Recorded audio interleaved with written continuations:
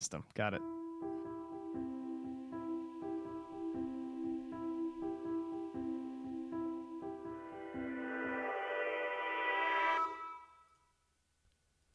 Ladies and gentlemen, welcome back to the the Trent and Zyori podcast. Man, that one's not habitual yet. Number 134 coming at you here. It is the 2nd of October, my birthday month, and I think the next podcast is going to be the day after my birthday if we keep up with this schedule. I think my birthday is coming up in about 2 weeks, man, so I'm feeling stoked. Late night podcast, 6 p.m. for me, and Lord knows what retching hour it is for you, Sir Trent. It's 9 p.m., a.k.a. an hour and a half after the baby went to sleep, so I'm at a energy peak right now. It's only downhill from here. I slowly, kind of pull myself every hour deeper into the night, trying to sneak in more video games before eventually succumbing to sleep. That's pretty much what my life is. I see. Yeah. Me too. I have to admit, Trent, I want to make a confession right now, okay? All right. I've been playing too much World of Warcraft. I'm having a problem. Oh, no.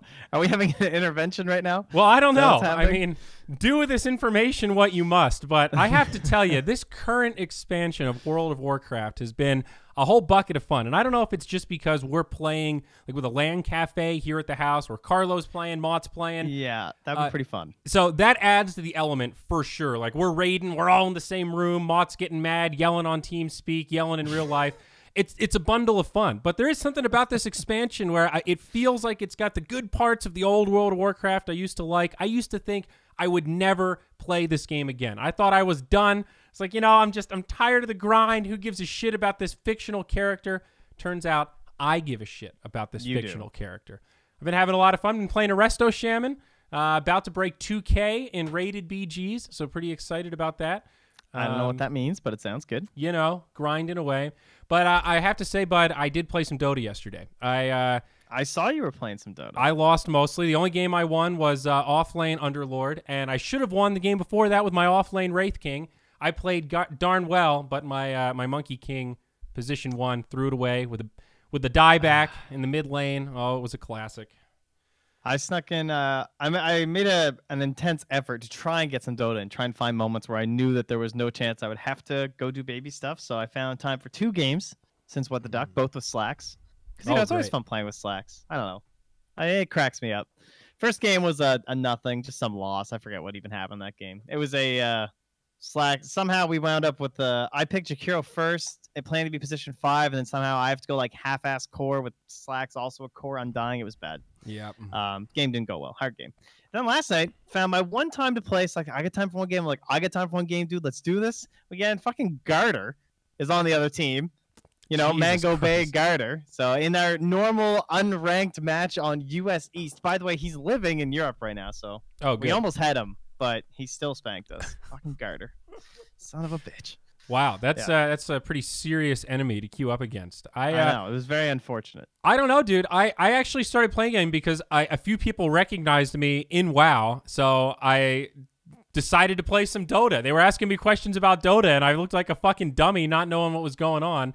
So I think I'm going to start playing party queue. I've had a revelation. Oh boy. I think I'm done with fucking solo queue, dude. It's just not fun. I want to play some fucking party games. I want to play with Slacks. That sounds like more fun than my solo games. I've taken a break for a while, a couple of months off. I came back, and I had 3 or 4 games in a row that were the exact same repeatable pattern where the entire team is just looking to take their day's worth of anger out on whoever the easiest target is. And if you misskill something, if you miss a stun, if you die it just shifts. All 4 of them are against me when I get level 1 Atrophy Aura on Underlord for some reason. They all shift to the mid when he doesn't gank at the right time. They all shift to the support when he doesn't put the ward in the right place. And it's just not that much fun. I came in with a genuinely positive attitude, and I walked away from my 3 games with the feeling of, fuck everyone, I'm playing techies. I don't really care what happens. And that was the last game I played. It was a fucking techies game. I need some good old-fashioned 5-man try-hard Dota, man. We need a good 5-stack going. Yeah, you get all the same stuff in the 5-stack, but it has different moments of fun. It's easier to laugh in the 5-stack, I find. There's definitely higher highs and lower lows on the 5-stack. Absolutely. I will say that because Absolutely. when the 5-sec gets angry, that's when like you're all mad together, and it's just like, ooh. Absolutely. No, You know? it's that's not to say that the party queue is all flowers and glory, but No. I think that if you're playing with the right people, you can at least agree not to be overtly negative and just exactly. shit all over each other. And that's I don't really get upset if I don't win every game. I don't expect it's not about winning or losing. It's just about like you guys are all just being mean to each other for no reason, and it's making us lose a game that is absolutely winnable. Like one of my games, we did an aggressive smoke, we got wiped, it was a bad call. They pushed our mid lane of barracks, and our carry's just like, game's over. I'm just like, it's not over. It's only one lane of barracks. Please keep playing. And he just buys back, uses his BKB, gets abyssal, 2 crits from the PA. He's fucking dead. Game's over. And it's just like, dude, look at the goal graph. It was zeroed out when they took the mid barracks, man. We still had a chance. Please just listen to anybody about anything at some point in your life, for fuck's sake. It's just, those games are just not fun. They're just draining on the psyche, man.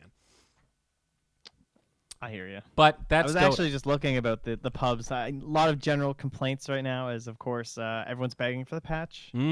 But it's just like every year. I believe there was even a Valve statement today saying that it's going to be kind of like last year, same kind of time frame post TI before the first real patch happens, first real big shakeup.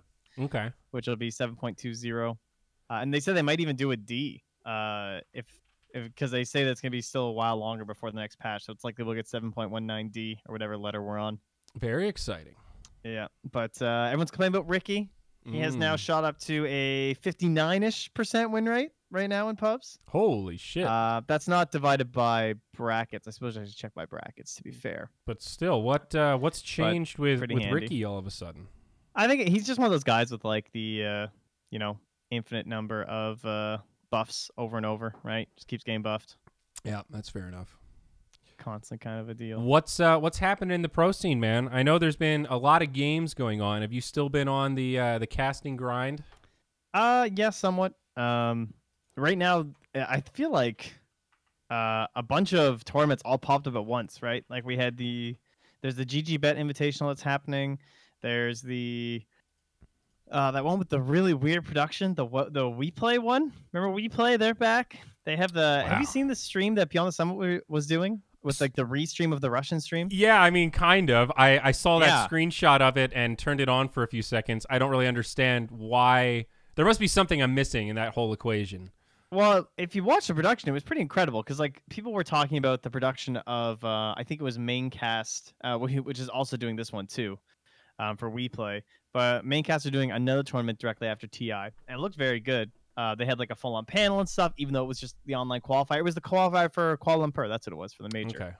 Okay. So they had it all in-house, which they can do because they're all centrally located, right? Yeah. All the main cast guys live in the same area. It's not really an issue like it is for like North America sort of a deal where we'd all have to like fly to do it. Right. So they had full panel coverage for that. And then now for this We Play thing, they built a whole set. It's like beach theme kind of deal. Oh, yeah. I saw a picture of Havost on Instagram. Yeah. Wearing a beach shirt or whatever the set. It looks pretty cool. Yeah, they had a DJ for the wait times. So instead of going to a blank screen with music, they panned the camera over to a couple different DJs that were there on different days, and they just DJ'd between breaks. Sounds neat. High risk, high reward. Potentially cool, potentially cringe. And then they also had like these kind of weirder, very, I guess the term would be moonducky sort of ads looking. There were guys in gorilla suits kind of deal, a little bit out there kind of stuff. So definitely a little bit of clown. Huh. I don't know. They had good stuff going. Isn't that part of what we've been seeing now with more of the CIS players in these ads, right? That's what was on the front page today, that Gillette commercial with, was it Hell Solo? Yeah, dude. Yeah, Solo's got Gillette. Ramsey's was in Head and Shoulders. Yeah, dude. That's pretty wild. I don't really know exactly what to make of that shit, but it's cool to see familiar faces like that actually in legit advertisements. I mean, it's kind of mind-blowing when you really think about it. So that's Procter & Gamble, right? So like, Procter & Gamble would be Head & Shoulders, Gillette. They're Red Spice too, right? So, or Old Spice. So Old maybe Spice. We'll get an Old Spice I ad think next. so. Procter & Gamble's huge. They own everything. A shitload of shit. Do you think that'll be Pasha? He'll do some Old Spice. That'd be pretty cool. So someone's gonna do it, dude. I remember back in the Star Ladder days, there was they had an Axe sponsorship in Kiev. That was the nipple picture with me and Gods with those topless cosplayers that are just body paint. Those were hired by Axe body spray. That was the whole thing. They had Axe tattoos within the body paint. Of course, everyone just looked at their tits, but well, yeah. Jesus, dude. The list of Procter and Gamble Pepto-Bismol's on there. That's P&G, baby. Yeah, Vicks, Prilosec, Crest, Gillette, Secret. So basically, you guys can slap VP under any of those, hopefully, with those marketing budgets. I don't know. That's really sick for them, though. And like the whole commercial's like centered around them. It's not just like a little bit, you know. They're kind of like I guess they're models. What do you call it? Spokesperson? I guess I don't know. So Influencer. Obviously, pretty big. Yeah, they probably have some for the CS:GO people too. I would imagine. Yeah, probably. What a time to be alive, Trent. But in general, anyway, in terms of all the matches, there's just like a ridiculous amount of matches going on and little tournaments. And as people are putting on the chat, Alliance is kind of mopping up. They're winning a lot of them. Wow. This team's looking hot, dude. First, they qualified for the major. Alliance is back as they were the third slot, right? Yeah, so it was Secret and then NIP and then Alliance. Whoa. Yeah, I'm looking at their results here. They've just been cleaning everything up. Yep. No, they're looking very good. Hot damn. GGBet Invitational. Who won that one? Was that? Oh, that's still going. That's the one that's still on. The rivalry GG Rumble, if you will. That was 2 months ago, but still. Man, 25K is not bad from that reshuffle madness. That was a pretty quick tourney. Yeah. It's like 4 days. So and they 3-0 the final. Damn. Looking at the KL Major, I guess since we last talked, we've got a tournament here, right? Yes. Teams are all set. So let's just run through it real quick. Team Secret, Ninjas in Pajamas, Alliance, Virtus Pro, Team Furzy, that's CIS number 2. You've got PSG LGD, Vici Gaming, and Team Aster from China. Southeast Asia, you've got Fnatic, TNC Predator, North America, Evil Geniuses, and Forward Gaming. That's basically the old VGJ Storm, Resolution UR, Universe, MSS, SVG, VGJ Storm. And then South America, we've got Pain Gaming and Pain Gaming X, which is a really interesting squad. That's Ritsu, CCNC, 4DR, Francis, and Liposa. 4DR, or I guess it's ADR technically, and Liposa, both Brazilian players. Wow.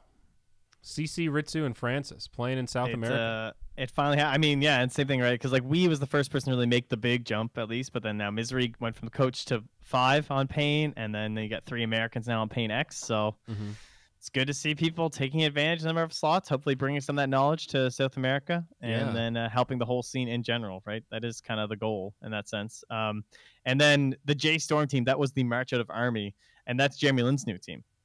Oh, right. So that's the Moo, Brile, Forev, Milan, March. Yeah. So they've had to rebrand and everything. So, yeah. Pretty right. cool. Oh, I also see they have listed on Liquipedia honorary captain is Jeremy Lin. So honorary captain. Okay. That's what it says. I love it. So North America, though, is this any kind of upset? Complexity did not make it through. Yeah, they were expected to be the third one after Forward EG. Was not expected to be March Out of Army, who's now J-Storm, taking them down. A little bit shocking on that one. Yeah, and Team, that's the Brax squad with Costa Bile. They did not make it for the major. So that was the other kind of, maybe not favored, but, team with some all-stars and whatnot. And then they also did not make it for the minor because BSJ is going to Dream League. But anyway, let's finish up the we'll do Dream League next. So are there any other upsets in the other regional qualifiers? I didn't watch much of these qualifiers, so I've got a little catching up to do. So the qualifiers were a little bit odd in a number of ways. First off, all of the number of slots had to be allocated basically based on the teams at TI and kind of the qualifiers for TI. So that meant 3 slots for Europe. However, we had OG not playing. They took the tournament off. They're not playing any of the majors or the minors. So then suddenly it was like, oh shit, now there's like a third slot kind of up for grabs, right? Right, yeah. Because it was supposed to be Liquid, Secret, OG, yeah. So that's a bit odd. And so everyone kind of assumed, I think, that it would be Secret, Liquid, NIP, and then instead of Alliance, I would have thought it would have been the final tribe, honestly, because they've been looking pretty good near the end of last year. Or maybe even the Lithium stack I thought looked more promising than Alliance, to be honest. But you know, you never know. Alliance were looking really good before TI, even though they didn't make it. So they stepped up, and now they've been looking great since. Obviously, it's not like it was a fluke or something. They have certainly proved something with all these other minor little tournaments that are going on. So super impressive from them. I guess CIS, I think you can call that a little bit of an upset. Well, I was going to say the big one, and maybe I was reading when you mentioned it, but Liquid, of course, in Europe, not making it through, right? That was the other big one. Oh, right. Sorry. Yeah. I forgot about that whole thing. I was going to say, I took a moment. I was like, wait a second. Did you just gloss over that and I missed it? Or yeah, Liquid is surprisingly absent from this first major, huh? They looked a little odd during that tournament, to be honest. Like, it was kind of strange. They were out so early. They weren't even like contenders. It was real weird. Yeah, they went out alongside Mango Bay, which is actually the Garter Bone 7 squad. Yeah. So, I mean, they look kind of okay. They look like everyone was like, oh, Liquid's just kind of playing around. They'll figure it out once it gets in the bracket. And it's like, oh, Liquid's just in the lower bracket. It's fine. And then they got 2-1 by Lithium, and everyone's like, oh, what the fuck happened to Liquid? Yeah. Pretty much how that one went. So, yeah, Liquid definitely some question marks going on there. They had some weird picks, but I don't think you can excuse, like, they definitely want to play at the major. Nobody wants to go to the minor. Correct. You can only carry money from the minor. It's definitely not that great. Yeah, no doubt. At least they made it to the minor, though. I don't know. There were some questions that they'd even get that far because they had to face up against the teams that defeated them, right? They had to beat Lithium to make sure that they would secure themselves into the actual minor itself. I think sometimes that's just the reality check, though. You know, I mean, I think that happens to everybody where you get maybe a little bit too comfortable. They've had this same roster for a long time. The results have still been pretty consistently good. You know, one of few teams to really break that tradition of placing well at TI or winning a TI and then kind of falling apart after you've made it financially, so to speak. So I would call it a road bump, you know, and I think you go, guys, we fucked up. Let's not fuck up the minor. This was embarrassing enough. And then you just get your shit together and show everybody, oh, yeah, it's still a world-class team. They just weren't paying attention or they were still on holiday or whatever it was. I think the crazy thing about the minor, though, is that, I mean, it is only 8 teams, which is definitely a good thing for Liquid, I think, because there are some tough teams here. Like, I think Complexity, they have some interesting ideas. I could see them doing fairly well at the minor. I think Royal Never Give Up is definitely scary. They have some pretty top-tier players, like Monet, Afu, 343. Actually like that team. Tigers, I've been up and down on that team. I didn't even think they were going to make the minor near the end of that qualifier. Things getting a bit dicey with Team Admiral, but they did eventually take them down. Because Admiral 2-0'd them, I think. Yeah, in the winners final, they 2-0'd them. So yeah, so it was close. Yeah, let's wrap up KL though before we move on. You said CIS though felt like there was an upset over there. Yeah, the Windstrike was our TI team, obviously. They looked pretty solid at TI. I mean, they went further than I think most people would have expected. And then you're like, okay, that team's growing. But they did not get there. They placed bottom half in the qualifier. Yeah, they were not looking too hot. I mean, they did good in the group, but then they just got 2-0'd. Yeah. And 2-1 by Furzy, who then were the eventual second placers. Odium's team has been all up and down since then, too. Lil, just like players leaving. Generals now gone, right? Since then, so current roster is just Lil and Sioma as active. So how's CIS looking right now? Not CIS, sorry, C. It's Fnatic and TNC Predator that made it through. I guess no big surprise, although that Mineski squad, I think, was the one that we talked about. Like right after the roster shuffle, about how good they could be potentially on paper with Mushi, Febi, KP, Moon, and Fnatic to me is by far the best team. I think that's what we were talking about. Was it? Fnatic, am I confusing Fnatic them? Oh yeah, you're right. We weren't, because I was talking shit about Abed. I think I remember that. Yeah. But still, the Mineski team, is... where did they end up placing in this qualifier? They were pretty low as well. They were 5th, 6th. Yeah. So they I don't have a lot of faith in that roster. I don't know. Maybe they can definitely grow. Like, they have very good players. It just seems like a lot of players haven't played together very much. Versus like TNC, That's a squad that has high highs and low lows, and they found one of their highs. Yeah. And what about this low tack team? This is a really interesting roster. You've got Raven and AU, recognized from like old TNC squads. Then Ohio is playing in the off lane, and you've got Yamate, who I thought was long retired, and Chuan with a Y, so CHYUAN. Yeah, that's the Geek Fam Chuan guy. Yeah. I would rate them like just barely below Manesky, honestly. I feel like this team could be pretty good. Okay. They did take third in the qualifier for KL, actually. So that's sort of, it would have been wild if they had knocked out. I mean, it was 2-1 against TNC Predator in the lower bracket finals.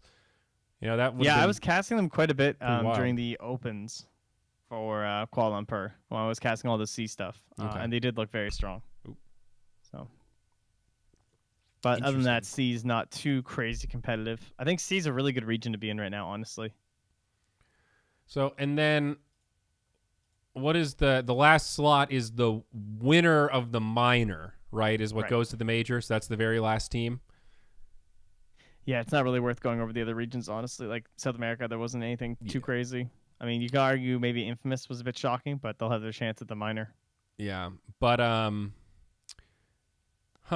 the wild card slot. You win the minor, and then you're like, okay, guys, our lives are changed. We're going to the major in 3 days or whatever it is, like right after the minor's done, right? Isn't it? Yeah. A gauntlet of Dota? Close. It ends the 4th of November, and the minor starts the 9th, and you're flying to Malaysia from Sweden. Like, whew. That's brutal. I don't know how good that is objectively from like a player perspective, from like a scene perspective, if it's better to have a little bit of buffer there. But there is a level of like storyline creation that is a little bit unprecedented, where you could go from kind of an underdog in the minor. If you win the minor, you're in the major. All of a sudden you have a run in the major. Like, could you imagine if, let's see, who's like the least likely team to win the minor? BSJ. Oh, Team Runes. So there you go. Imagine if Team Runes wins the minor. Like that's a little bit crazy, but when you look at the well, your Liquid's in it, so I guess that is pretty crazy. But you get the point that I'm making. Is it sets up this really crazy run for a team, and if you're a team that plays based on momentum, just coming off of winning a minor, and you can carry that energy into the major. Dude, it would be so sick. Kind of That awesome. would be the most successful Canadian team ever. Yeah. That's true. 3 Canadians. Ianile, Boris, and Juve, all Canadian. Yep. The only other thing that was really close was the Team NP. Had 3 Canadians, I want to say, with 1437, Aoi, and Envy. Yeah. So of course Envy's on this complexity squad right now with Z-Freak, Snake King, Limp, and Skem is playing on the 1. And I believe, is that a Filipino player? He is. So they're pretty cross region with 1 C, 1 Europe, and then 3 NA. He still has not yet played a game for complexity, unless I'm. Oh, really? Yeah. So in the qualifiers for KL, did you cast any of those? They had Fear as a stand-in for the major, if I'm not mistaken, and then who was it? Jo stood in for the minor, I believe. Oh, interesting. So basically, they're working on getting his. Complexity does it right, of course. So they're still working on his visa, like his P1 and all that stuff. And they tried to do a. I think they were gonna do like a boot camp in Canada, but then they couldn't even get that in time. That was the plan. Oh, was they would fly Skem to Canada, all play from Canada, and he would just be there on like a tourist visa kind of a deal. And then he was getting his real P1 to the US, but they couldn't even get the tourist visa in time for Canada. Gotcha. So yeah. Well, that's a bummer. Yeah, not too good. I'm excited for Skem though, because it's another one of these Geek Fam guys, man. This Geek Fam team is kind of that everyone just took their pickings and we're like, all right, this team they've been very close and they've shown high skill. That's so bittersweet. I feel for those the owners of the Geek Fam org. You're seeing all of these young players that you invested in starting to get invites and find some success and recognition, and you're just sitting there like, man, how come I'm not getting any of these rewards? What the hell happened here? It's you're like the Iggy Pop of Dota teams. You influenced all these great musicians over the years, but you never really made it yourself, and you're fucking 75 still just going out there doing concerts, grinding away because you're not making any fucking money from the records. That's Geek Fam. Do they even have a team right now? I don't think they even have a team. Not that I know of. There's no active Geek Fam roster, at least according to Wikipedia at the moment. That is harsh. I guess they've been gone for a while at this point. Well, no, that's not true. It's not been that long. It's only been like a couple weeks. Dota moves fast.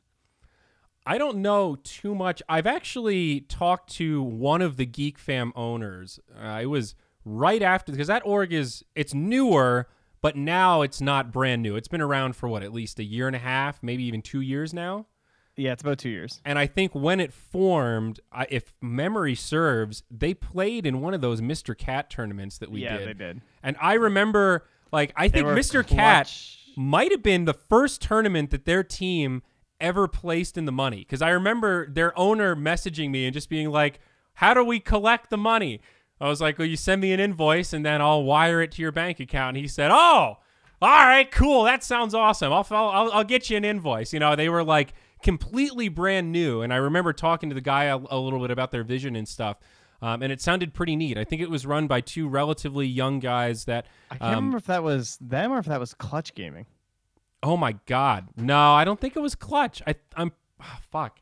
Now that you say that, I'm a lot less confident. It was one of those two teams. I'm pretty sure it was Geek Fan, though. I'm pretty sure. I can picture the logo so clear. It's like the little guy with the glasses. And yeah. I remember seeing it and thinking, like, wow, this is kind of cool. Like, I've never heard of you guys, but you've obviously paid a decent artist to create something unique for you. And to me, that's the first step, right? At least you didn't just become Team Speed Gaming and then just print out Speed Gaming in Times New Roman and put it on some T-shirts. Hey man, those are mint. Those Wings Gaming shirts. I want to get one of those things. the old classic. But anyway, it's kind of cool to see that though, because I think those guys were they took a lot of risk in the Southeast Asian scene when profits or making a lot of money off of investing in a team like that probably was not particularly clear how they're going to be able to do that, and the fact that they were still willing to invest in the scene. It's people like that help drive growth in those sort of regions where there's less opportunity for players to go pro. So it's I make jokes, but those guys they're fighting a good fight out there, man. Yeah, but so that means. Other than that, China, the Royal Never Give Up. Na'Vi is the minor qualifier. They only had to beat out, I think it was Spirit, Espada, and Empire, it looks like. And Na'Vi, I remember, just took that handedly. I was watching some of those games through the days, and Na'Vi were just looking very good. I know Magical looked very strong. Yeah. I was enjoying watching some of those games. I don't know. That guy, I don't know much about him at all. Like, I've done my fair share of CIS Dota, but I didn't recognize him from, like, any of the old games I used to cast. Apparently, he used to be on Gambit. He was on one of the Effect squads, but nothing really in my my wheelhouse of CIS Dota. But he looked really good. I don't recognize any of those alternate IDs either. Very young, though, man. Only 19. Born in 1998. Fuck, that makes me feel old. It's kind of weird to look at this roster of Na'Vi, though, isn't it? It's like Crystallized, Magical, Blizzy from Vega, Chuvash, and Seneko. And you're like, oh, okay. I don't recognize any of these guys except for Seneko, realistically. And Crystallized, Crystallized too, of course. But I don't know. I feel like Seneko's a little bit more. I feel like, is Seneko becoming like the new Dendy in the sense that he's like my player that I associate with Na'Vi right away? He's been on the squad for quite a while. I mean, I'm looking at his history here, and then he was on again in 2015. Yeah, he went off and on. Yeah. So he was Power Rangers right on to Na'Vi. Man, that old Power Rangers squad. I forgot about that team. Legendary. Oh, they were a lot of fun. But I don't see. I don't know. In terms of the minor, most likely team, of course, Liquid. I could see. Probably just the big four, I guess. Just like Liquid, Na'Vi, Complexity, or the Final Tribe. I feel like that's a pretty good. Actually, maybe Royal Never Give Up deserve to be above one of those three. Probably do. But I think Liquid, or if I had to pick a top two, it would be Liquid and RNG. I actually really like that Royal Never Give Up squad. But we'll see. Oh, right, the Chinese squad. Yeah. I'm pretty with you on that. I haven't watched too much of these teams, but it will be an exciting minor. I'm very curious to see what the viewership looks like for this minor, because I mean, we talked about it on or I guess Slacks talked about it mostly on the last What the Duck, but how are minors supposed to work in this circuit? That is a question that a lot of us have been asking, and I still don't really know the answer. You know, when you sit down and you budget out the prize pool and all the production costs and everything, how the fuck are you supposed to turn a profit running a minor? How do you even break even? And I think in some ways this Dream League season is lucky to have Liquid because you've got at least one truly tier 1 big team with a massive audience, huge social media accounts. So that will definitely impact the viewership. But it's going to be really interesting to see, like, how different will Liquid versus Complexity or Na'Vi versus Infamous be in terms of viewership? You know, is anyone going to watch this RNG squad versus Runes, for example? Even though there's pretty good players on both teams, neither of them have big brands, neither of them have big followings. What does this mean for the tournament organizer? You know, I'm sure a ton of people are going to watch the major. We're all super hyped for it, but what about the minor? You know, this is like a real-life experiment. I think because Valve has talked, I don't know what Valve means when they say blocked off. Like, nothing else is supposed to be on. Does that mean there would literally be no other Dota tournaments? With that, we'll have Valve's thumbs up? In theory, right? But that's kind of a weird thing because the platform is out there. I think personally, my interpretation of that means they won't issue in-game tickets to other tournaments. My thoughts too. And then, like, let's say we wanted to have our own little tournament going on using one of our old tickets. I feel like they would say something. In theory, yes. In theory, yes. And I think it depends on what you're doing. You know, it's like in theory, if you wanted to run an event like Midas Mode that doesn't really have a ticket or need one because like half the tournament is run outside of the client and then you just load into custom games, is that, quote, a tournament in the context of, you know, competing with a minor or major? And, you know, what is Valve's desire to shut down content creators that, you know, don't require a ticket or whatever? All of those are questions I don't know the answer to. I think it's probably not going to matter because very few people would even want to do an event during the minor anyway. So, well, then here's my thought then. So aren't they going to get monopolized Dota 2 viewership anyway? Like, how much of our Dota viewership really, I don't know. I feel like our numbers just feel sort of consistent throughout a lot of those bigger tournaments. And it's just going to be one of those bigger tournaments. It's not on Facebook, which is obviously very good for viewership because it's much higher when it's on Twitch. I feel like the viewership is going to be pretty high. They don't have an audience, so that cuts costs, but it also means they don't have like tickets coming in, right? But as teams are still on land, though, right? Like all the teams get flown in and everything. So I mean, that's the big cost right there. Plus, the prize pool is no joke either. I mean, for an org like DreamHack, obviously they can afford it, but you know, I'm talking long term. Like I can't imagine the guys at DreamHack are like, lose $500,000 on a Dota miner? Well, fuck yeah, guys, we got to keep this train rolling. You know, obviously there's a plan at work, and with a giant org like DreamHack, they have so many revenue streams. They sell sponsorships across all these different platforms, all these different games. I'm sure they have a way that it's balanced out in their budget and it makes sense for them. And I mean, they're such a unique international company that you can't compare DreamHack to any other, you know, or organization in the world, right? So maybe that's the answer. The miners for us. But I still don't get it. You know, I still, you know, we thought about it. We made a lot of potential proposals for miners, and none of them made any sense, and they all got thrown in the dumpster. So it's like I can't afford to lose $500K on a miner, so I don't know. But you're right. There is a degree of that viewership monopoly, but you know, let me kick it back to you. What about stuff like the Bulldog stream, the Sing Sing stream? Oh, the Bulldog stream is going to be quite good. Yeah, but he gets so many viewers, man. It's actually insane. That's what's crazy about when you say monopoly. Like, who gives a shit about, you know, GG Bet Invitational not being able to run during the minor? You've got Bulldog right there, sanctioned. He's the real problem from a TO perspective.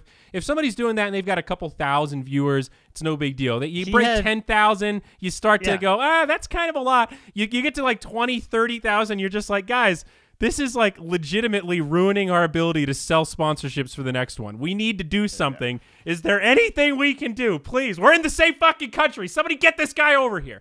Invite Bulldog. Yeah. That's all you can do, right? Bribe him to turn his stream off. That's what his invite is. You know, it's actually ridiculous how much, like, I was watching today because Alliance was in a best of 5 versus Furzy, and Bulldog was streaming it because it's, now here's my thing, it is Bulldog streaming hours, so it's not like he's going out of his way to do it, plus it's literally his team. because, you know, he's part of Alliance. True. So I don't have anything against Bulldog doing it. But he was leading the BTS mainstream by like 3 or 4K or something.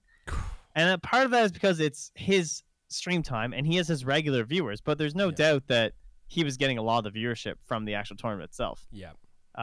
So it is interesting. And it's weird too, because I understand the appeal for him and the appeal for the viewers, because there is something awesome about broadcasting when you feel like you have nothing to lose, right? You're on your own channel. You can say whatever you want. You don't really have any sponsors. If you do, you understand exactly what the limits are. And you can just watch the tournament and say, this guy fucking sucks. I fucking hate this. This is stupid. You can just do the Bulldog thing.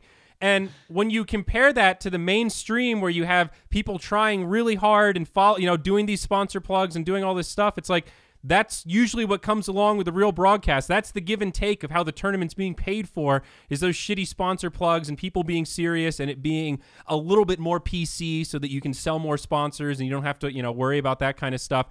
I get the appeal. And I get why we should allow those people to do that. Like, I understand the Valve perspective on not silencing content creators. I guess my question is, what do we do about it? Because it is still a little bit of an issue. If you're running I can't imagine it felt good to be looking at that channel just like, wow, one guy is doing more than our entire production here, guys. This it would be very demoralizing. There's no doubt. Doesn't feel good. When you're paying for that event that he's covering, you're looking at that just kind of like, man, I'm the one making this happen, and you're just getting like the best part of it. You're getting all the cool benefits, and I don't hate you for that, and I understand why you're doing it, and people told you it's okay, but why do I want to keep paying for this? What's my incentive to run more tournaments? I had a moment this week, actually. Speaking of tournaments and viewership. Repping ESL. So I had a moment this week where I wanted to watch the ESL stream because I knew my boy Gary B was casting with Lacoste. Whoop, whoop. Whoop, whoop, Gary B. And so I go to Google and I put in ESL, Dota 2, Facebook, and nothing shows up. I can't find it. I just get a bunch of links that if I click them, it wants me to log in or I can't do anything. And I'm like, okay, well, then I try putting in like the teams. I add Alliance. I can't find the stream. So then I go to the Twitter of Gary B and Lacoste. Try clicking both links. Won't let me go in without. Now, I will say it wouldn't let me log in. Or it wouldn't let me go through without logging in. I don't have Facebook. I did find one link on the Twitter where it would let me go through without logging in. But some of them did and some of them didn't. So this is part of my story. Eventually, the Alliance Twitter account was the only way I could actually find it. I tried going to the live ESL 1 stream or page before, but when you sorted it by games, it just took you to the tournament pages. It didn't show you any of the streams. It would only show me CSGO. I could not find it. I, as a professional caster who probably watches so many games, you guys have no idea how many games I watch. Dota 24/7 is on my monitor, if possible, and I could not find the stream. It was impossible. I was so frustrated. I do not exaggerate. I spent 3 minutes straight just Googling. And that's a really long time when you're not exaggerating. I would have checked Reddit. I find those match threads and stuff to usually be pretty good. Those guys are on it, because that's the group that really cares about watching the games and cares a lot about not logging into Facebook. So if there's a way to do it, somebody on Reddit has fucking figured it out. That's always my go-to. My new recommendation, by the way, was actually the Join Dota match page. I found the moment Alliance tweeted. I kind of found both at the same time. So if you go to a Join Dota match page, they will have the stream link there, which did save me too. So shout out to JD. But God, I was so irritated. Anyway, then when Grant was streaming, this is where this all comes back to, of course, like Bulldog. Grant was streaming one of the ESL matches. On the official Facebook stream, the number it showed was 430 viewers, and Grant had 9K. 430. 430 viewers. So supposedly, I've heard people say that number doesn't show mobile users, and it doesn't show a whole bunch of things. It's only people watching on Facebook or something. But still, let's just say that it's actually 3x whatever that number says. That's still awful. I mean, that's just peanuts. That's just. I mean, you can't blame people though if you can't even fucking find it. No. What are you gonna do? Oh my God. But I mean, I couldn't believe. I went to the ESL Dota 2 Twitter. They hadn't said anything. They had no links. They tweeted a few highlights across the days, but no links to anything. Wow. What's going on over there, man? I don't know. I don't know ESL. if they're just writing off I think they're writing off this Facebook deal. I legitimately think that's what's happening. You think so? They're just like, yeah, yep. I think they're just like, all right, well, I guess, they're like, guys, listen. Just one more year, guys. Facebook has so many other problems right now, guys. They're losing money. They have 50 million more accounts. They're getting subpoenaed. You know, they've got so many fucking fires to put out. The investment they made in esports is so low on the totem pole that ESL is just sitting there praying every day like, please don't be the day that they look at our numbers. Please don't be the day that Zuckerberg actually opens this deck with the stream numbers. We know they've forgotten about it. They've already written the check. It's too late. We just got to keep on keeping on, guys. I mean, I genuinely don't know. Is that true? Sorry, I'm just seeing in chat. Apparently it ends in 2019, not 2020 anymore. They got a year cut off. Oh, I have no idea. Is that if you have a link to that, that's somehow public information, I would love to. If you've got a link to the Esports Observer, please. I have to say, shout out to the Esports Observer. I, for a long time, yeah, that's pretty legit. A long time, wanted a website like that, where you can just go and get esports business news and not get these fucking stupid clickbait articles, not get these garbage like, this team just won the Call of Duty World. What? I don't give two shits about any of that. I care about sponsorships. I care about business. I care about investment dollars. And I've done such a good job of curating all of that data. It's not easy to find. It's all over the place. And that is a really... Twitter. If you're an esports person and you're interested in business stuff, the esportsobserver.com, I got to give those guys it's rare I do a plug where I'm not paid, Trent, and those guys fucking deserve it. No, it's true. That is the Twitter. That's what I always use. I just follow their Twitter, honestly, and then sometimes I'll go to the website. But yeah, they always post a lot of relevant stuff. Yeah, it's good. I got off track, though. I got too excited about the Esports Observer. What were we bitching about? Oh, yeah, how bad Facebook is, all that stuff. Yeah.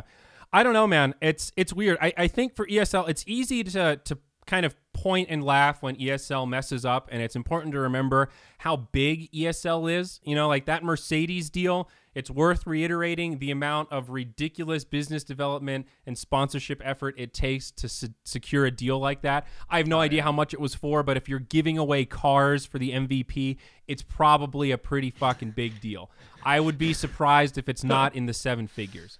So ESL has done a lot to bring non-endemic sponsors into the space, and they are a massive machine, and they do a lot of things really well, but scaling a company from like little startup to mid-sized company to basically gaming conglomerate owned by this big investor where you've got all these different games firing at once, all these different offices, hundreds of employees, it's really hard to scale that effectively, hang on to all of your core employees, and not screw some stuff up along the way while you're, scaling up to that size. So, I mean, all things considered, ESL has done pretty fucking well. There was a point in time when MLG and ESL were the same size. MLG used to be bigger than ESL. They were direct competitors.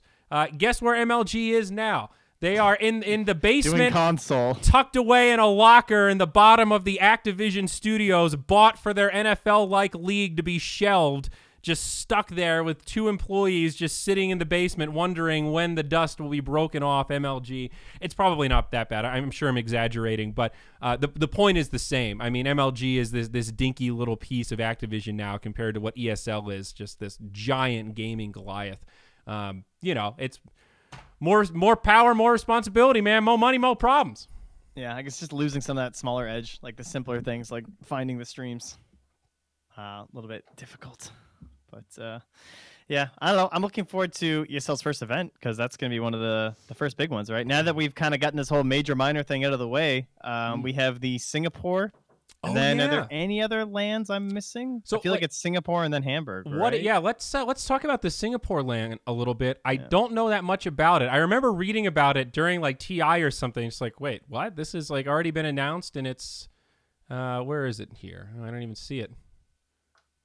Am I blind? What's it called? I know it's in Singapore. I don't even know what it's called. I forget. Okay. Well, there is a land coming up in Singapore. I know Fog. I'll totally find it. He just left yesterday. I saw them all tweeting about it. Someone will link. It is PvP. Okay. PvP Esports Championship. Oh, there it is. Right. Oh, yeah. I already clicked it. It's got a really funky logo. Yeah, I saw this thing. Oh, and a large bed for Kyle instead of a small bed. That's good. Yeah. So Kyle, who else is going? It's Sheever hosting, and then Cap, Fogged, Grand Grant, Kyle, Odie Pixel. So kind of an all-star lineup here. Yeah, this is the dream Fiend crew right now. Like, good God, you guys are going to be so ridiculous. There's not going to be anything serious said this entire broadcast. Jesus Christ. It's perfect. I love it.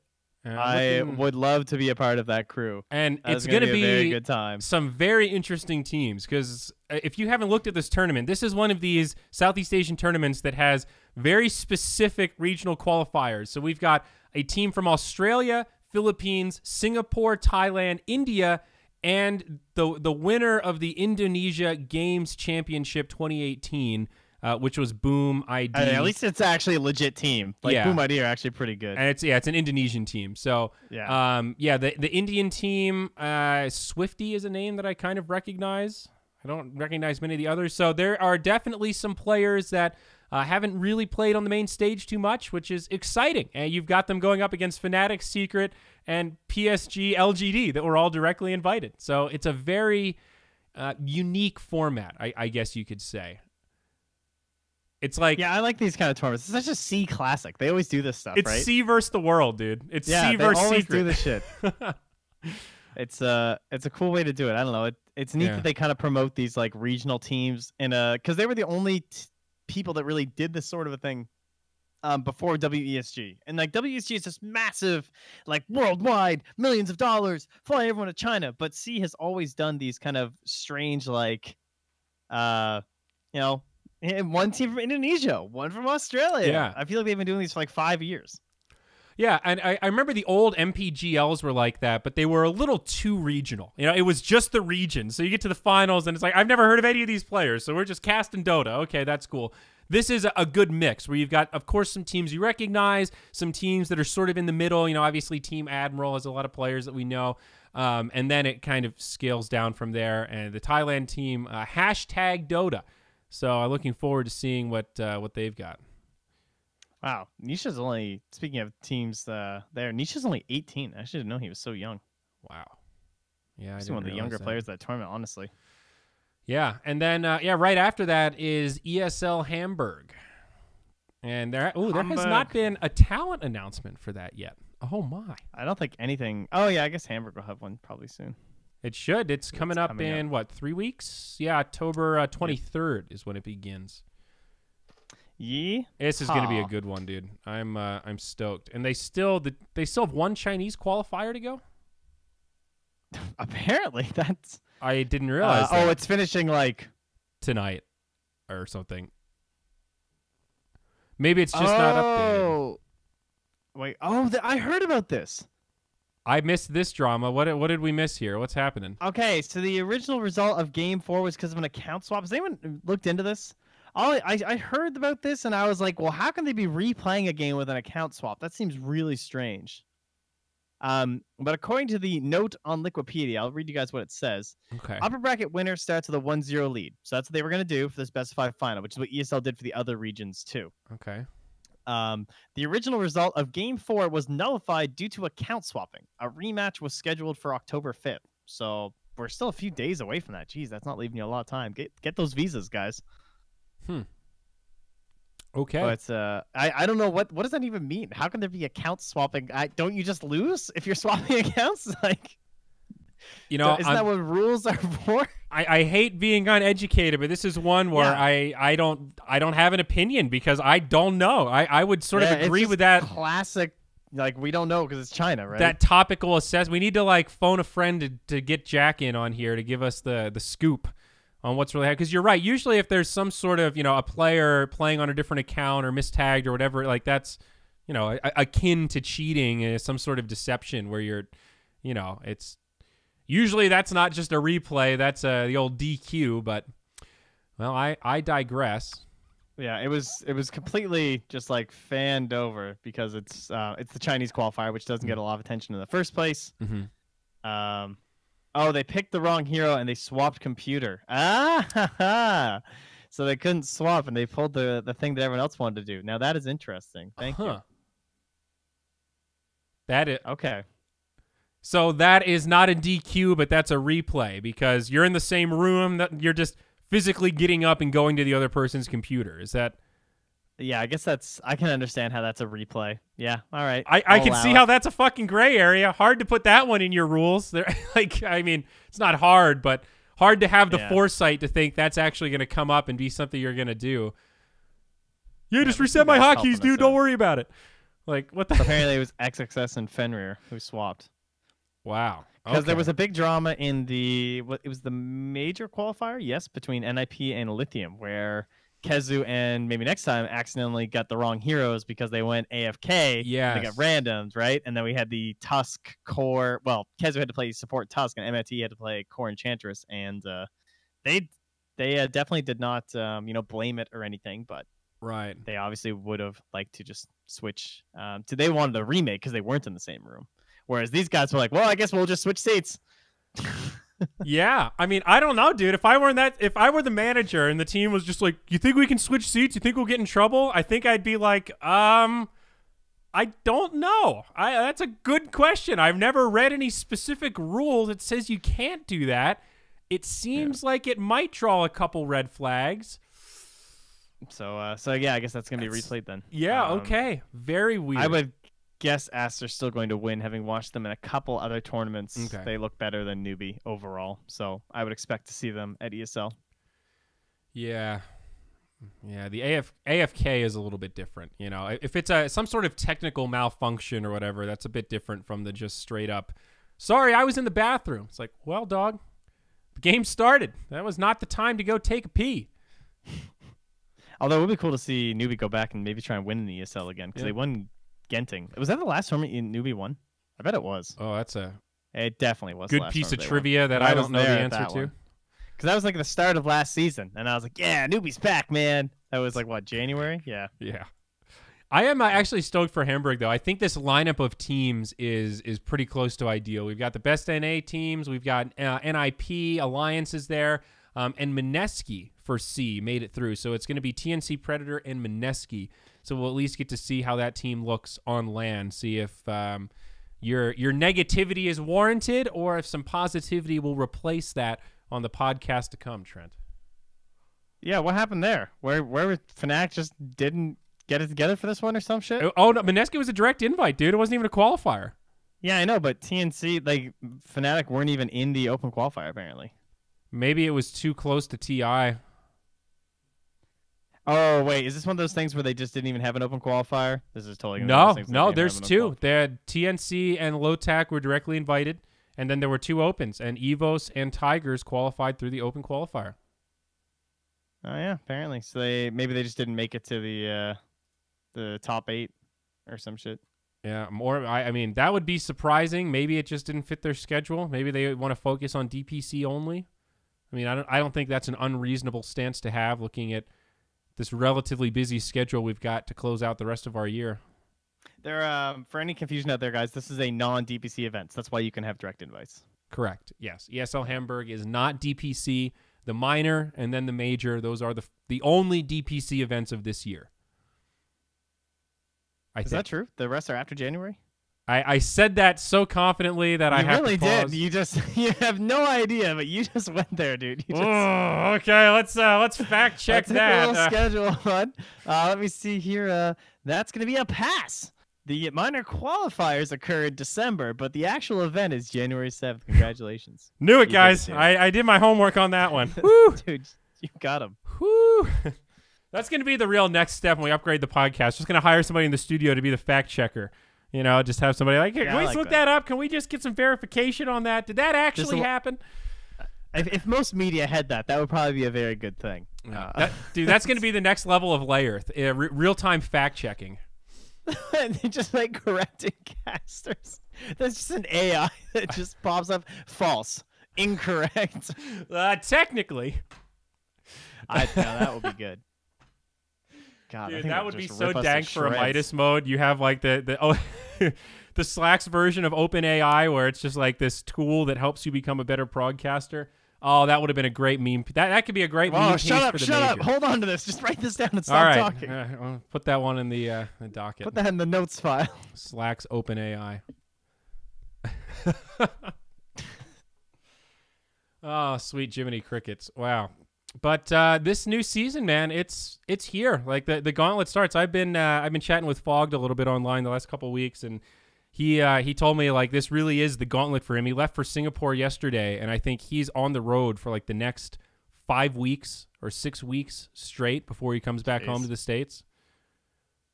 When does that PvP thing end? It doesn't end till the 7th, eh? Yeah. Oh, interesting. I see. So this is the beginning. We're about to be back into that phase of like nonstop, real competitive Dota on LAN. I mean, sort of some breaks, but qualifiers aren't for everybody, Trent. But everyone can get behind a good LAN performance. Yeah, qualifiers are, I don't know, it's kind of fun now because we get to see the tier 1 teams. I think that makes them way more interesting. Like, that was the first time I've watched Secret play an online qualifier outside of, like, TI. I don't even know. I would love to know when the last time they did was. I feel like it was probably a very long time. I can't remember one. You know what I mean? Like, they were just invited to everything. If they weren't invited, they weren't going. Yeah. For the past, like, 2 years, it feels like. So... it's interesting to see them. You know, sometimes it's lame because they just smash people, but that's kind of a good thing, just to put some perspective there. And then other times you have someone like Liquid that doesn't even make the major, and you're like, oh shit, you know, maybe they're not as on top as they thought. Yeah, no, you're definitely not wrong. I mean, you know, qualifiers aren't all bad, and they set up storylines, but it just doesn't have that same kind of gravitas, of course, that real LAN Dota does. I'm also excited to see who is going to be hosting the minor and major second in the circuit. We still have no idea what's coming up after this. You know, we know Dream League, we know PGL, you know, and all this stuff was announced. All right, there's going to be 8. Who are the organizers going to be? If you said Dream League, PGL, okay, safe bets. Those were your freebies on your bingo card. Who's next? You know, are we going to see a GESC minor? Are we going to see like, you know, an MPGL minor? Is it going to be something crazy, or is it just going to be like ESL, PGL again? I'm very curious. I'm assuming it's all the big dogs, but yeah, who knows? Very curious. That is a fair question. Also, WESG is also one of those big questions. Oh, right. That whole tournament. Like, I keep seeing people doing the qualifiers. I don't know when the actual one is. It looks like it's apparently March 1st. Can that actually be true? So, remind me. WESG, right? This is the Olympic-style tournament where it's all country-based, correct? Yeah. And it's backed by Alibaba, the like big competitor to Amazon, right? Or well, I see here sponsored by Omen by HP, but I thought this whole thing was originally funded by Alibaba. Yeah, that was my understanding too. And this was also the tournament that is known for the excessive prize pools. Like TNC won the first one, and that was like game-changing money for them because it was what, 800K or something. Or did they place second? Maybe they didn't win. I think they came second. I think it was like 200 or 300K or something. Okay, but it was still a shitload of money. This WESG, I don't even see a prize pool announced. For example, if you win the Canadian qualifier, you get 15K Canadian or 11K. That's pretty high for just a qualifier between 4 teams. Like, the 4 teams that are playing are Bottom, which is TC, JO, AUI, Way2, and Envy. Tiny Herb, which is TZ, Brile, Moomeander, 1437, and Brink. Then there's like a Danny team, which is Juve and Borisana and Bleak. I mean, oh man, these teams are great. Oh my, I didn't even realize that the Khaled Vox made it. So you know Captain Canuck? He's like you probably met him at TI. This big Mohawk. Oh, okay. You don't know Canuck? Not really. I think I've seen him, but I've never met him. I think he works for Dota Buff now. But anyway, his team made it as well. Okay. For the online playoff. So. Yeah, it's wow, that's so strange. So they did the qualifier so long ago. It's a $20,000 prize pool for the Canadian qualifier. That's pretty legit. Yeah, and it happens October 26th, but the main tournament doesn't take place till March 1st. Well, hope your team's staying together, boys. Like, seriously. USA qualifier. So how did they come up with these prize pools, though? The USA qualifier is 38K. Okay, this can't be true. All right, clearly the dates are just wrong. Never mind. I don't know. Something's not happening here. The dates cannot be set yet because it says the start date is the 1st of March and the end date's the last of March. So clearly it's just in March sometime. Yeah, but still, they're planning ahead. But so USA, that's a 38K prize pool. What's the prize pool for the Chinese qualifier? 140 Chinese. Oh. I like how the USD is just a question mark on Wikipedia. Guys, we can't convert that. I don't know what that is.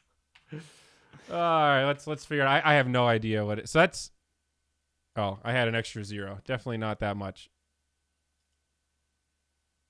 I think it's 20,000. Yeah, it's about 20,000 USD. Interesting. So yeah, we're gonna have WESG qualifiers popping up kind of like crazy. Huh. Dude, this is fun, though. I love that there's so much going on in Dota that we can just do an hour-long podcast that's basically just an update of what the fuck's happening in Dota. You know what I mean? Like, we've got enough shit going on that... Yeah, it is kind of crazy right now. It all feels like relevant conversation. All of this has just been a maze trying to navigate what's been going on, and I feel like I've got an okay handle on it, actually. You're starting to get it? I'm starting to get it, dude. The Spark Notes Alliance is on the up and up. NIP has looked pretty good. Liquid made it to the minor after fucking off in the major. You can't swap seats if you pick the wrong hero. That's the latest fiend and cutting edge, like the administrator meta in Dota. You know, it's still evolving. This is exciting stuff. stuff. A regional power ranking or something on there every 2 weeks, like the best team in each region or some shit. There's so many games you can almost do it. Yeah, it's kind of hard to, because you're like, how can you rate OG when they're not playing and shit? Yeah, I guess still number 1 because they won TI. You earned that. That happens, but you earned that. Yeah, it's finally like after TI there was this big lull, and I couldn't wait for there to be more Dota, and then there was just a shotgun of Dota, and it felt very good. And now that like I feel satiated, you know, I feel like that was good. But now that's only just made me hungry for the real Dota, the LAN Dota. Like the qualifiers were good simply because we were so LAN starved. Yeah. But now I'm good to go. Yep. I am definitely with you on that, my friend.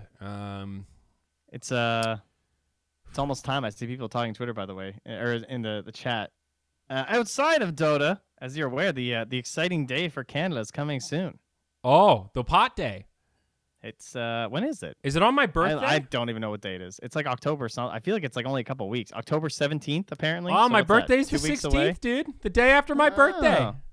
Wow. Yeah. I've seen the signs coming here. I'll post a sign there. Actually, here I'll even link the Reddit thread where I saw it earlier. Wow. There you guys go. So in Canada, most provinces they have like you can only get liquor, for example, in the NSLC unless you go to like the breweries and shit here, which is the Nova Scotia Liquor Commission. And so they have these fancy new signs. Look how cool it is. Cannabis. It's like all like I don't know, fancy. They think they're so cool. Wow, dude. But yeah, so everyone's getting pretty amped up. I just don't care. Yeah, it's I don't know. I mean, maybe it's one of those someday things, it'll happen. Not much changes. I don't know. It's already like once your country commits to this kind of a law, at the point that it actually becomes enacted, it's already de facto legal. You know, and in Canada, that's like even more the case. Your dispensaries have already been kind of selling stuff under the table. You know, and nobody seems to really give a shit. It's just a pragmatic sort of, what are we doing? Fighting it. It's coming. But it is very exciting. I'll do the drugs sometime, maybe. I don't know. Probably not. I don't know what it is. It doesn't give me any sort of a pull. I just don't care. Do some edibles, man. That's like the hot, cool, you know, if you're not a big smoker, a lot of people are turned off by that aspect. Just pop a couple of gummies. See how that treats you. Drift off into the nexus of the pot world. See, that just doesn't even sound appealing. THC, the higher consciousness, Trent. That's what it stands for. Oh man. Now that you've been enlightened. Yeah. Now I'm so enlightened now. The big day is tomorrow, though, because that's when hockey season starts. Dude, we're going to the Avalanche Flyers game this Saturday. Really? Yep. Oh, good for you. Dude, the tickets weren't cheap. It's sold out. It's going to be fucking awesome. We're wearing the McKinnon jerseys. I am fucking stoked. We are going to the game. Guys are in. That's pretty hype. Yeah, it's gonna be a big weekend. That's pretty cool. You even got the Flyers. Mm-hmm. Oh yeah, dude. All right. We try to go to every Flyers Avs game. We went last year, so we're going to this season opener here. We got Flyers Avs Saturday night, and then Sunday night going to see Primus at local theater here. What's that? It's a weird band. It's the I thought it was like a movie or something. 90s band. You know, Les Claypool. Boom, boom, boom, boom, boom. My Name Is Mud. They've got a bunch of old. John the Fisherman. Jerry was a race car driver. Very popular tracks from our formative years, Trent, and you missed it. Well, I like that they have a Devil Went Down to Georgia cover. Yes, they sure do. Big fan of that song. See, Primus sucks. These guys are saying it just right. Dude, have you been watching any of the shit show that's been happening in America right now? My God. This cover sucks. This cover's terrible. they're butchering it. Not a big fan. Right. It's very weird. No. It's objectively weird music. It's like Good very God. strange out there. They're like a druggy band. I can't even handle all of this politics stuff. I don't even want to talk about it. No, me neither. It's cross. I can't. So I'm gonna tie it to Dota here. Okay. Okay. I have done the same thing as you. I dove headfirst into like the political landscape when Trump got elected, after he got elected, and I got to the point where I had to just stop. Not only was it affecting my life where I was thinking about it too much and being negative and yelling at people that should not be yelled at, I had to just let it go for my own sanity, right? And it's like the big things will still trickle through. You know, I'm still on Twitter. I'll still see the big news when it happens. If they get somebody on the Supreme Court, I'm going to find out about it. It was Nahaz's tweet where he said, I know I'm not supposed to tweet anything political, but what the fuck is going on right now? I was like, all right, some shit's got to be going down. I got to look at this. And of course, it was the day that both Kavanaugh and the lady gave their testimonies. That was like the big day. So I watched all of it.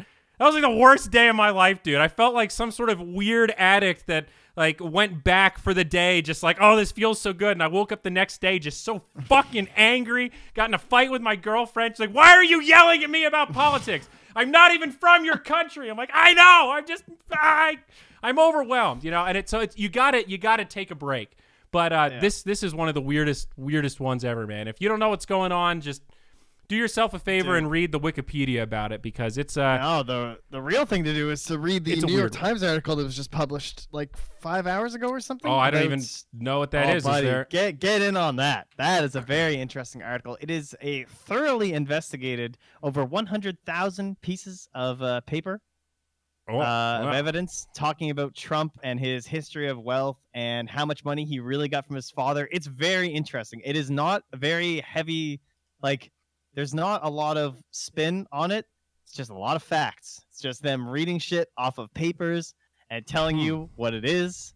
It's a very good read. It doesn't really try and put a super hard spin on anything. Too bad it was published by the New York Times, because it's already typecast as leftist propaganda. You know, I mean, that's a bit of a bummer, but wow. Okay, I will definitely read that, though. It sounds interesting one way or another. It's very interesting. But yeah, dude, it's a scary time. And the moment of realization that I had that made me the most upset was, you know, I'm somebody who's pretty engaged. I understand a lot of stuff about government and politics, and I want to understand the truth. A lot of people ask me, like, which side are you on? I'm like, I'm on the side of the truth, and I don't know where the truth is. And you read all this stuff, and I live with this constant fear of what is real and what is misinformation. I feel like literally everything I read or see or listen to, like on TV or the internet now, that's politically charged, even if it's something that's attempting to be objective, I still can't help but think, yeah, but somebody wrote this and has a bias. Yeah, but this was definitely paid for by somebody with an agenda. Like I have a mistrust of just general information when something new like this comes out, where there's a lot of anecdotes or it's a he said, she said. Like, obviously, that's a problem with this whole thing. There aren't a lot of facts to go on. But I don't even, you know, when you see quotes or just like, oh, well, he said this 20 years ago. I'm like, did he? I don't know if I believe that. Where's the proof? Just because some guy said it, how do you decide what to believe? And that, I don't know, man, that put me in a tailspin. That shit's really scary. I hate not knowing what to believe. I'm glad I'm in Canada, and I'm glad I have a baby that's keeping me very distracted from all this shit, because it is just... You got your baby, I got World of Warcraft, man, you know. Yeah. Just like, all I can say, guys, is be nice to each other, be kind to one another, and that, I mean, what more can you do? You know what I mean? Like, what more can you actually do? Yeah. Maybe don't talk politics with the people that are just going to keep... If they're not going to change and you're not going to change, then maybe just try and be nice. It's tough. And go mow the lawn together and have a hot dog or some shit. Yeah, I watched. I love watching, you know, political debates with the, you know, the famous talking heads, you know, the Hitchenses of our time and whatnot. Yes. And I saw once Stephen Fry ended a debate. He said something. You know, the only thing I want to say to everyone is just don't be so sure. You know, like, we all live in this world where we all have our minds made up, and if you don't like this, you're a fucking idiot. If you voted for that, then you're against women. If you know. Just don't be so sure that you know everything about everything and you're exactly right about the way it is. You know, be open-minded to the perspective of others, because we're not all right all the time, even though we always think we're right most of the time. You know, and that's a very great, no matter what side you're on, who you're talking to, that's a great little piece to remember, is just, treat everything with a healthy degree of skepticism. Yep. Well, Yeah. my God. Anyway, so good luck, guys. Good luck out there dealing with that. God, can you imagine being in like an office environment with this kind of shit? No, I actually can't. Like, God. imagine being at university with this going on right now. Yeah. I just don't even know. No, I really don't know what it would be like. It's tough. I mean, I see, my girlfriend's doing a PhD program, and I definitely get little glimpses of it because, academia is very polarized to the left. I don't think that's a controversial statement. Yes. And there's, intelligence tends to be. It's political. Universities are political. I see what you're saying, but it's hard to be a student and just be absent from it, because it's just part of your spectrum in the discussion, and that's I don't know, man. I'm glad I got through college when I did. Times were easy when we went to school compared to what it's like now, dude. Yeah, Jesus. I don't. What was the toughest thing? I feel like climate change was a huge discussion when I was in university, and I definitely looked down on anyone that disagreed with climate change or thought that it was fake and made up. I found that I remember that was a very big talking point. I feel like abortion was still talked about a lot back then too. But that was kind of it. You know what I mean? Like, terrorism was going on. Everyone was kind of like, yeah, terrorists are bad. Yeah. There wasn't a lot of debate happening. I remember part of it is probably because I studied business, but for the first 2.5 years of undergrad, it was all depression. All of it was recession. We're going to go into a depression. I've lost this amount of money. All of it was focused around the depression and the economy and the housing crisis. That makes sense. And that was in geography, so all I ever talked about was climate change. Yeah, dude. Like, I ended up understanding the housing crisis decently well at the time because so many professors would, try to ask us questions about it. And everyone's just standing there just like, I don't really understand what happened. They sold some mortgages. Subprime, huh?